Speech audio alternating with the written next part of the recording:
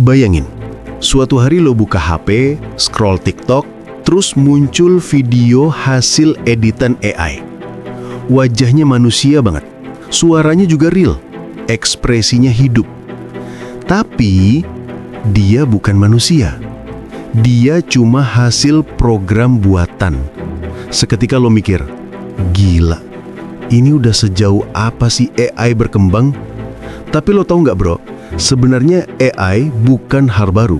Bahkan konsepnya udah ada ribuan tahun sebelum komputer diciptakan. Dan di balik perkembangan gila-gilaan ini, ada yang percaya semuanya udah diatur dari dulu. Bagian pertama, zaman kuno, mimpi manusia jadi pencipta. Mari kita mundur ribuan tahun ke belakang. Di zaman Yunani kuno, ada kisah tentang Talos, robot perunggu raksasa ciptaan dewa Hephaestus. Tugasnya, menjaga pulau Kreta dari musuh. Robot itu nggak punya darah, tapi punya logika. Nggak bernyawa, tapi bisa berpikir. Lompat ke Tiongkok kuno. Di istana Kaisar Zhou, ada boneka mekanik yang bisa nyanyi dan nari sendiri. Sementara di dunia Islam abad ke-9, Al-Jazari, seorang jenius dari Mesopotamia, bikin automaton, patung yang bisa bergerak, bahkan nyiram air ke tangan tamu kerajaan. Gila kan? Ratusan tahun sebelum komputer, manusia udah berusaha menciptakan kecerdasan buatan.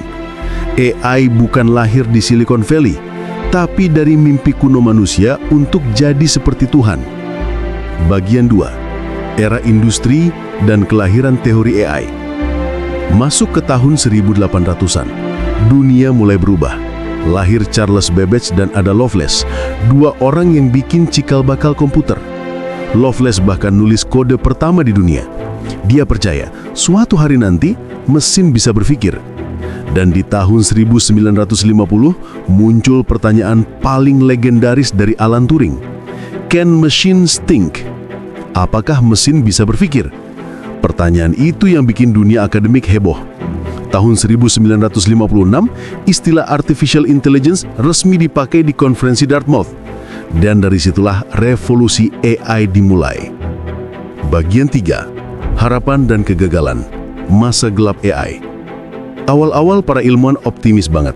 Mereka bikin program yang bisa main catur, bisa ngejawab soal matematika, bahkan juga bikin komputer yang bisa ngobrol. Tapi, teknologi zaman itu belum kuat.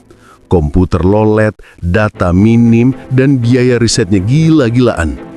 Akhirnya, datang masa yang disebut AI Winter, musim dingin AI. Banyak proyek ditutup, dana dicabut, dan orang mulai mikir, AI cuma mimpi kosong.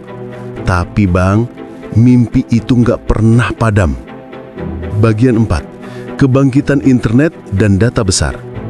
Masuk ke tahun 1990-an, dunia mulai meledak. Internet mulai meledak. Data dari seluruh dunia mulai terkumpul. Foto, teks, suara, semuanya. AI dapat makanan bergizi, data dan kecepatan. Google, Facebook, YouTube mulai pakai algoritma AI untuk ngatur informasi. Kita nggak sadar, tapi sejak itu AI udah ngatur apa yang kita lihat, baca, dan pikirin. Lalu muncul era baru, machine learning, deep learning, dan neural network.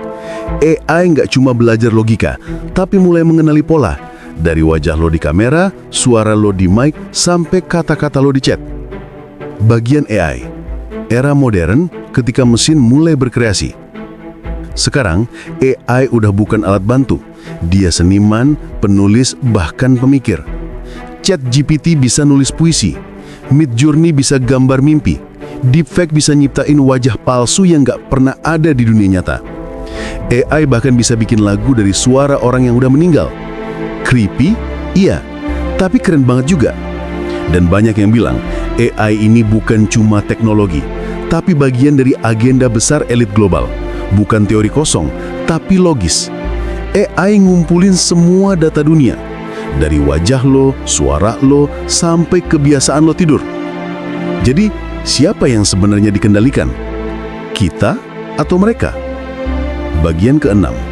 AI dan elit global. Ada teori yang bilang, AI adalah alat kontrol paling halus yang pernah diciptakan manusia. Nggak perlu penjajah, nggak perlu senjata. Cukup algoritma yang menentukan apa yang lo lihat, siapa yang lo percaya, dan kapan lo merasa bahagia atau takut. Elit global nggak lagi ngatur lewat kekuasaan, tapi lewat informasi dan persepsi. Dan AI adalah kuncinya. Sebuah ciptaan yang bisa mengerti manusia lebih baik daripada manusia itu sendiri. Bagian ketujuh, penutup, siklus abadi manusia dan mesin. Dari mitos Talos, mesin Al-Jazari, sampai ChatGPT, manusia selalu pengen menciptakan sesuatu yang bisa berpikir. Dan sekarang, kita udah berhasil. Tapi ada harga yang harus dibayar. Kendali. Kita menciptakan AI untuk membantu kita. Tapi lambat laun, kita malah bergantung padanya. Kita nanya ke AI tentang segalanya, bahkan tentang diri kita sendiri.